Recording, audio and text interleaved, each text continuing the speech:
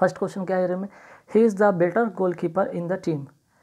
देखिए अगर हम यहाँ पे देख रहे हैं बेटर और आगे लगा है द, तो द बेटर नहीं होता है, बल्कि क्या होता है यहाँ पे बेटर की जगह पे आपको क्या करना होगा, बेस्ट करना होगा। ठीक है, बात समझिएगा, he is the best goalkeeper in the team. अगर हम बात करते हैं बेटर का, तो बेटर क्या है भाई, कंपैरेटिव डिग्री में इसका यूज़ होता है। ठीक है, बेटर जो होता है कंपैरिजन के सेंस में होता है। ठीक, मीन्स कि कंपैरिजन के सेंस में होता है, दो लोगों के बीच में अगर कंपैरिजन हो तो। ठीक है, और यहाँ पे अगर हम बात कर रहे हैं कि he is the best goalkeeper in the team, means कि वो सिर्फ उसी की बात हो रहा है, एक बंदे की बात हो रहा है, जो कि पूरे टीम में एक जो बंदा है वो बेस्ट है, सभी में वो क्या है, बेस्ट है। ठीक है, तो ये हो जाता है सुपरलेटिव डिग्री। ठीक है, ये क्या हो जाता है, सुपरलेटिव डिग्री। ध्यान रखिएगा, जब भी अगर द लगा रहे हैं तो उसके बाद हम क्या लगाएंगे, सुपरलेटिव डिग्री। अदरवाइज अगर यहाँ पे कंपैरिजन होता है तब हम लोग बेटर का यूज़ कर सकते थे। ठीक है, चलिए नेक्स्ट क्वेश्चन में क्या ऐसा एरर हो सकता है। तो देखिए एरर बहुत सारे कंडीशन में हो सकता है, आपको या तो पार्ट ऑफ स्पेस से हो सकता है या फ्रिज से भी रिलेटेड बहुत सारे एरर होते हैं एग्जाम में। तो सेकंड क्वेश्चन में कुछ इसी तरह का एरर देखने को बनेगा, देखते हैं। We went to the station to see off a friend who was living from Mumbai. ठीक है, हम लोग स्टेशन जाते हैं, गए किस लिए, अपने दोस्त को मुंबई छोड़ने के लिए उसके स्टेशन जाते हैं। तो सी ऑफ यहाँ पे एक वर्ड दिखा हुआ है। ठीक है, तो ये सी ऑफ का मतलब नहीं कुछ होता है। ठीक है, सी ऑफ यहाँ पे एक फ्रेज का यूज़ किया गया है जिसका मतलब होता है विदा करना। ठीक है, सी ऑफ, एस डबल ई, ठीक है, ओ डबल एफ ऑफ। ठीक है, एक फ्रेज है, ध्यान रखिएगा, एक फ्रेज है जिसका मतलब होता है किसी को स्टेशन जाकर, एयरपोर्ट जाकर क्या करना, छोड़ना। ठीक है ना। टू सी ऑफ का मतलब होता है to go to a station and airport, it is to say goodbye. ठीक है, कह सकते हैं इसको हम, सी ऑफ का मतलब कह सकते हैं कि गुड बाय। ठीक है, अब किस लिए गुड बाय, तो किसी को हम जब स्टेशन छोड़ने जाते, एयरपोर्ट छोड़ने जाते, तब हम उसका यूज़ करते हैं। चलिए नेक्स्ट क्वेश्चन में क्या है, next question, the measles are disease that causes fever and red face. ठीक है, अब मीजल्स ये क्या है, आपका एक बीमारी है ना। तो बीमारी के साथ हम लोग क्या करते हैं, सिंगुलर वर्ब का यूज़ करते हैं। मीजल के साथ आर का यूज़ नहीं करेंगे। किसी भी बीमारी के साथ हम ध्यान रखिएगा, किसी भी बीमारी का अगर हम यूज़ करते हैं उसके साथ वर्ब का, तो हमेशा किसी भी बीमारी के साथ हम लोग वर्ब का नहीं, वर्ब में सिंगुलर वर्ब का यूज़ करेंगे, मीन्स कि यहाँ पे यूज़ होगा, है ना। आर आप काटेंगे और इसका यूज़ करेंगे। ठीक है, तो तीन यहाँ पे आपने पहले एरर में देखा कि पहले एरर में हमने क्या देखा यहाँ पे कि सुपरलेटिव डिग्री का यूज़ हुआ कंपैरेटिव डिग्री की जगह पे। सेकंड हमने देखा कि यहाँ पे सी ऑफ होता है जो कि एक फ्रेज का यूज़ किया गया था, यहाँ पे सी ओ एफ ऑफ लिखा हुआ था, गलत है। और थर्ड में हमने देखा कि यहाँ पे बीमारी का नाम के साथ हमेशा सिंगुलर का यूज़ करते हैं। ठीक है, अब आगे बढ़ते हैं। नेक्स्ट क्या, providing that the weather is good we shall go out shortly after lunch. ठीक है भाई, वेदर अच्छा होता है तो हम लोग जल्दी ही क्या करेंगे, आफ्टर लंच के बाद हम लोग बाहर जाएंगे लंच करने के लिए, है ना। जैसे ही मौसम अच्छा होता है हम लोग कहाँ जाएंगे, लंच के लिए जाएंगे। तो प्रोवाइडिंग दैट नहीं होगा। ठीक है, प्रोवाइडिंग यहाँ पे नहीं होगा, बल्कि यहाँ पे काट कर क्या होगा, प्रोवाइडेड करना पड़ेगा। ठीक है, प्रोवाइडेड, ध्यान रखिएगा। जब प्रोवाइडेड की अगर हम बात करते हैं तो इसका प्रयोग जब कंजंक्शन के रूप में कहने के लिए हम जब प्रयुक्त करते हैं या यूज़ करते हैं कि वी मस्ट हैपन। ठीक है, जब पॉजिटिव सेंस में, ठीक है, जब पॉजिटिव सेंस में हम यूज़ करते हैं तब वहाँ पे हम लोग प्रोवाइडेड क्या यूज़ करते हैं, प्रोवाइडेड दैट, है ना। Provided that the weather is good we shall go out shortly after lunch. ठीक है, कुछ देर के लिए हम लोग क्या जाएंगे, लंच करने के लिए जाएंगे जैसे ही मौसम अच्छा होता है। ठीक है, चलिए नेक्स्ट क्या, there is a 50% chance of rain forecast for today. देखिए अब यहाँ पे 50% चांस की बात की गई रेन का, और यहाँ पे फिर से आगे एक वर्ड लिखा है कि फॉरकास्ट फॉर टुडे। तो फॉरकास्ट का मतलब ही होता है अनुमान, है ना। फॉरकास्ट का मतलब ही होता है अनुमान। तो जब अनुमान यहाँ पे लिखा हुआ है तो चांस ऑफ के बात नहीं करेंगे। ठीक है, ये सुपरफ्लुअस हो जाएगा, ये फ्लुअस हो जाएगा, इसलिए इसको हम यहाँ पे हटाएंगे। There is a 50% rain forecast for today. ठीक है, नेक्स्ट क्वेश्चन पे आते हैं। The principal export from Brazil is coffee. तो जो प्रिंसिपल एक्सपोर्ट है वो क्या है, ब्राज़ील का जो प्रिंसिपल एक्सपोर्ट क्या है वो है कॉफ़ी। तो प्रिंसिपल का मतलब यहाँ पे ध्यान रखिएगा, दोनों का देखिए अगर प्रोनाउंसिएशन की बात करते हैं प्रिंसिपल का, तो दोनों का उच्चारण एक जैसा होता है। प्रिंसिपल की बात करें या फिर हम प्रिंसिपल, ठीक है, प्रिंसिपल की बात करें, दोनों का मतलब अलग होता है, उच्चारण हालांकि एक होता है। प्रिंसिपल का मतलब होता है सिद्धांत, और इस प्रिंसिपल AL लगा हुआ है, इसका मतलब होता है कि प्रधान या प्रमुख। ठीक है, तो ध्यान रखिएगा LE जो रहता है उसका मतलब होता है सिद्धांत, AL रहता है वो प्रधान।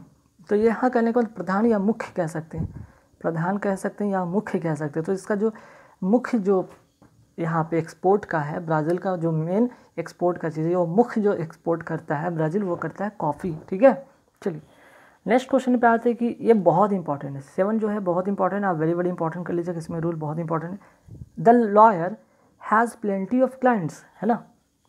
तो देखिए प्लेंटी की जगह पे हमें क्या लिखना होगा, इसको आप हटाएं यहाँ से, ठीक है। यहाँ पे क्या लिखना होगा, लॉट ऑफ। अब आप सोचेगा ऐसा मैंने क्यों कहा, क्योंकि ध्यान रखिएगा प्लेंटी ऑफ के बाद नोट कर लीजिए, ठीक है, बहुत इंपॉर्टेंट रूल है। प्लेंटी के बाद की अगर हम बात करें इसके बाद, ठीक है, प्लेंटी के बाद जो होता है अनकाउंटेबल नाउन होना चाहिए। अनकाउंटेबल क्या होना चाहिए, नाउन होना चाहिए, ठीक है।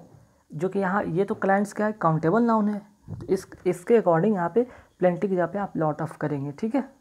चलिए बात समझ में आया। अब आते हैं नेक्स्ट क्वेश्चन पे। The father as well as the sons were present at the executive committee meeting of the company, ठीक। अब आपने बहुत बार इसका रूल आपने सब्जेक्ट वर्ब एग्रीमेंट में मैंने पढ़ाया भी है, और उसी का यहाँ पे एक रूल भी है। सब्जेक्ट वर्ब एग्रीमेंट का रूल क्या कहता है कि जब एज वेल एज के साथ, ठीक है, एज वेल एज के साथ जब सेंटेंस कनेक्ट हो, ठीक है, तो जो आपका वर्ब होता है ना किसके अकॉर्डिंग होता है, अब बताइए इसके अकॉर्डिंग होगा या फिर इसके अकॉर्डिंग होगा। तो आप सन्स के अकॉर्डिंग नहीं करेंगे बल्कि द फादर के अकॉर्डिंग होगा। तो यहाँ पे वर्ब के जगह पे वॉज होगा, ठीक है, करेक्ट।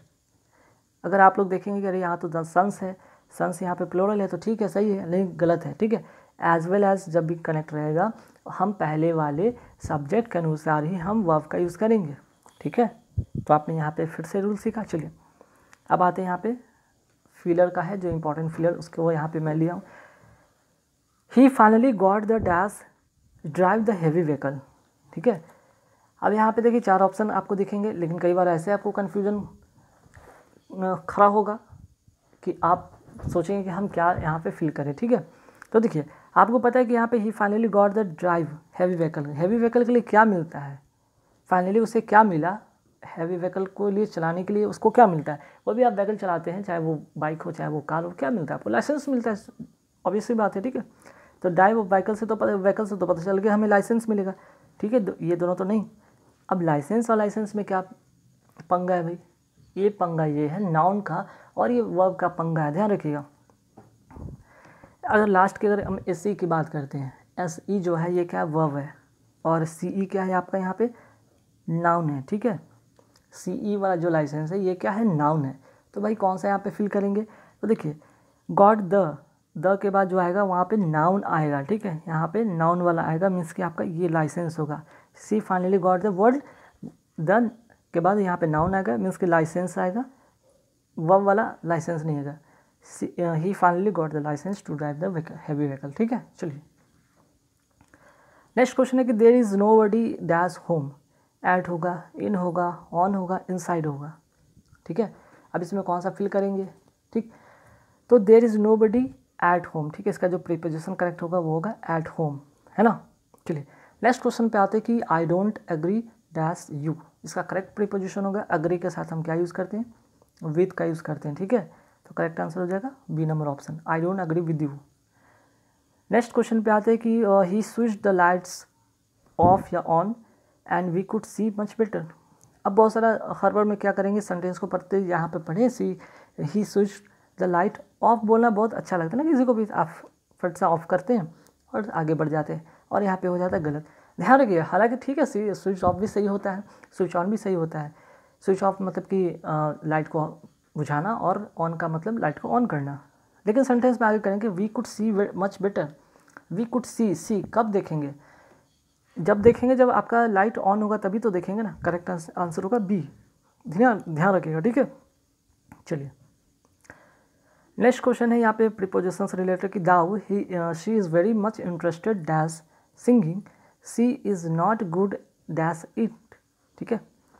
तो इंटरेस्टेड के साथ जो प्रीपोजिशन होता है इन होता है, और गुड के साथ एट होता है, ठीक है। तो आंसर हो जाएगा ए नंबर, इसका करेक्ट आंसर हो जाएगा, क्लियर। चलिए all the furniture dash destroyed in the fire, जब भी ऑल दिखे, ठीक है, जब भी ऑल दिखे उसके साथ जो वर्ब होगा वो क्या होगा, प्लूरल होगा, मीन्स कि यहाँ पे आर होगा, क्लियर, आर होगा। All the furniture are destroyed in the fire. ठीक है, चूँकि पैसिव फॉर्म में है, ध्यान रखिए कि सेंटेंस जो है पैसिव फॉर्म में है, यहाँ ना वॉज होगा, ना वर होगा, ना हैव होगा। क्लियर। चलिए नेक्स्ट आते हैं, अब यहाँ पे क्वेश्चन टैग वाला क्वेश्चन आ गया। ठीक है, क्वेश्चन टैग वाला क्वेश्चन आ गया क्या कि you must consult the doctor about your cough, तो मस्ट नॉट और यहाँ पे यू होगा, मस्टंट यू। ठीक है, मीन कि जब सेंटेंस आपका जो होगा, ये सेंटेंस जो अगर आपका पॉजिटिव है तो क्वेश्चन टैग क्या बनता है, निगेटिव बनता है। ठीक है, निगेटिव बनता है, ध्यान रखिएगा। जब सेंटेंस आपका पॉजिटिव है तो क्वेश्चन टैग निगेटिव बनता है, मीन्स कि बी नंबर इसका करेक्ट होगा। जो यहाँ पे वर्ब होगा उसी के अकॉर्डिंग यहाँ पे भी क्वेश्चन टैग बनता है। ठीक है, चलिए नेक्स्ट है Mrs Daly is angry dash the students. अब एंग्री के साथ मैंने बताया था कि क्या होता है, एंग्री के साथ विद लगता है, करेक्ट आंसर विद होगा। क्लियर, एंग्री के साथ विद होगा। किसी पर्सन के साथ अगर बात करते हो तो एंग्री विद पर्सन। ठीक है, चलिए नेक्स्ट है my fathers lives in my fathers lives dash Kodapur small village dash Andhra Pradesh. Andhra Pradesh बड़ा जगह है तो उसके लिए क्या हम यूज़ करेंगे, इन का यूज़ करेंगे। और छोटा जगह के लिए हम क्या यूज़ करते हैं, ऐड का यूज़ करते हैं। मीन्स कि एक बड़ा सा शहर है आंध्र प्रदेश, उसके अंदर एक छोटा सा क्या गांव है, कोंडापुर। ठीक है, तो बड़ा के लिए हम पहले क्या बताया कि यहाँ पे इन होगा। ठीक है, यहाँ पे इसके लिए इन यूज़ करेंगे और इसके लिए ऐड का यूज़ करेंगे। ठीक है, चलिए नेक्स्ट क्वेश्चन पे आते हैं। यहाँ पे आप देख लीजिए एंटो साइनो का क्वेश्चन मिलेगा, जैसे कि बेस्ट एक्सप्रेस मीन्स कि इसका जो साइनो है वो क्या होगा, इमेंसिपेट। इमेंसिपेट का मतलब होता है स्वतंत्र। ठीक है, स्वतंत्र। ठीक, अब इसका जो करेक्ट होगा एमिट, ओल्ड, वर्न आउट या लिबरेट, जिसका जो करेक्ट आंसर होगा वो होगा लिबरेट होगा, ध्यान रखिएगा। ठीक है, इसका जो करेक्ट आंसर होगा वो होगा लिबरेट। स्वतंत्र का मतलब यहाँ पे to free somebody specially from legal. ठीक है, तो देखिए यहाँ पे इमेंसिपेट का मतलब बताए थे फ्रीडम, कह सकते हैं फ्रीडम किस सेंस में, तो आप बता रहे यहाँ पे लिख लीजिएगा टू फ्री। ठीक है, टू फ्री समबडी। ठीक है, to free somebody to free somebody किससे भाई, स्पेशली फ्रॉम लीगल। ठीक है, फ्रॉम लीगल या पॉलिटिकल, लीगल पॉलिटिकल या सोशल रेस्ट्रिक्शन। ठीक है, सोशल रेस्ट्रिक्शन। तो इसका जो करेक्ट आंसर होगा वो होगा लिबरेट। चलिए नेक्स्ट क्वेश्चन है इंसिस्टेंस। इंसिस्टेंस का मतलब होता है क्या, आग्रह करना। ठीक है, आग्रह करना। तो इसका जो करेक्ट आंसर होगा, इंसिस्ट का मतलब इंसिस्ट करना, अर्गिंग करना। ठीक है, आग्रह करना। नेक्स्ट है क्वियर। क्वियर का मतलब क्या होता है, क्वियर का मतलब होता है अनोखा। ठीक है, अनोखा या अजीब, अनोखा या अजीब जिसको कहते हैं। तो इसका मतलब जो होगा, इसका साइनो होगा वो होगा स्ट्रेंज। स्ट्रेंज का मतलब भी अनोखा या अजीब होता है। ठीक है, चलिए नेक्स्ट क्वेश्चन पे आते हैं। यहाँ पे अब आते हैं अपोजिट की बात हो रही है। ठीक है, अपोजिट जैसे एक्स्ट्रा वैगन। एक्स्ट्रा वैगन मतलब फिजूल खर्च करने वाला लोग को कहते हैं एक्स्ट्रा वैगन, फिजूल खर्च, फिजूल खर्च। तो फिजूल खर्च का अपोजिट होगा बचाने वाला, है ना। अगर कोई लोग फिजूल खर्च करता है तो उसका जो होता है अपोजिट जो क्या होता है भाई, आप क्या करें, उसको बचाएंगे, है ना। तो उसको अगर जो फिजूल खर्च करता है और जो बचाता है तो उसका अपोजिट जो होगा वो मेजरली हो जाएगा। मेजरली मतलब कंजूस। ठीक है, कंजूस या कंजूसी से। चलिए नेक्स्ट आते हैं सेन। सेन का मतलब होता है क्या भाई, सेन का मतलब होता है समझदार, समझदार। तो इसका अपोजिट क्या होगा, मैड। मैड का मतलब होता है पागल। ठीक है, नेक्स्ट होता है वैलिडेट। वैलिडेट का मतलब क्या होता है, ठीक है, वैलिडेट का मतलब होता है मान्यता। ठीक है, मान्यता देना, मान्यता देना या फिर मान्यता प्राप्त जिसको कहते हैं। तो इसका अपोजिट जो होगा वो होता है निगेट करना। निगेट का मतलब क्या होता है, अस्वीकार कर देना। ठीक है, अस्वीकार कर देना। ठीक, एक तरफ आपको मान्यता मिलता है, दूसरा तरफ आपका निगेट हो रहा है, मीन्स अस्वीकार हो रहा है। अब आते हैं नेक्स्ट क्वेश्चन पे। नेक्स्ट क्वेश्चन क्या है यहाँ पे, इडियम फ्रेज। ठीक है, बहुत इंपॉर्टेंट है इडियम फ्रेज, बहुत इंपॉर्टेंट है। जैसे कि क्वेश्चन 25 में आते हैं कि a good teacher should have the gift of the गैब। अब गुड टीचर का क्या हो सकता है, गुड टीचर का जो लक्षण हो सकता है वो टैलेंट फॉर एक्टिंग। एक्टिंग तो करते नहीं टीचर। अब प्रेजेंट पर्सनालिटी, भाई टीचर की पर्सनालिटी हो या ना हो, उनको नॉलेज इंपॉर्टेंट रखता है ना, उनको उनके अंदर क्या नॉलेज है वो स्टूडेंट को देंगे वो इंपॉर्टेंट रखता है, उनकी पर्सनालिटीज़ नहीं, ठीक है। या फिर इंटरेस्ट इन डिसिप्लिन सिखाने में इंटरेस्ट रखेंगे तो भाई पढ़ाएंगे कम।